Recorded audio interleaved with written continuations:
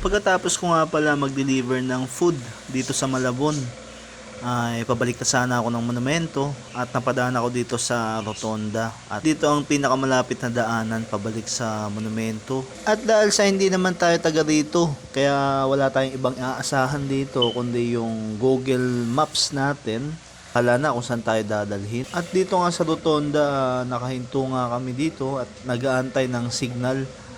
Mula nga dito sa pwesto ko at napatingin ako dito sa kanto, sa poste ng Jollibee, wala nga akong makita dito na sign na bawal kumaliwa. Kaya nagantay na lang ako ng signal para sa pag-andar nga namin. At mula nga dito sa Rotonda, medyo malapad yung kalsada, no? So mapapansin nyo dito na talagang malaki yung pagkakamali ko nga dito. Talagang makikita yung mali. Kasi mula sa pwesto ko kanina, ayan, papunta ako dito sa kaliwa. Ayan, mula dito sa pwesto na to, papunta ako sa kaliwa. Ayan, kitang-kita nyo ang lapad ng kalsada. Ayan. At pagdating dito ko lang nakita, merong signage pala dyan na bawal palang kumaliwa.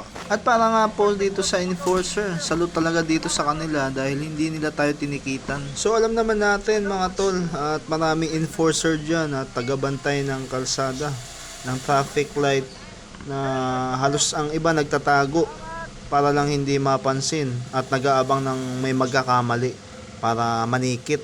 Pero dito sa lugar na to, ayan, kitang-kita nyo naman yung nangyari. Talagang hindi sila nanikit at itinuro pa nga ang tamang daanan. At kaya ako nga pala nilabas ang video na to para ipakita din sa marami na hindi lahat ng enforcer ay mapanamantala. At sana makarating sa kanila ang video na to. Saludo po ako sa inyo.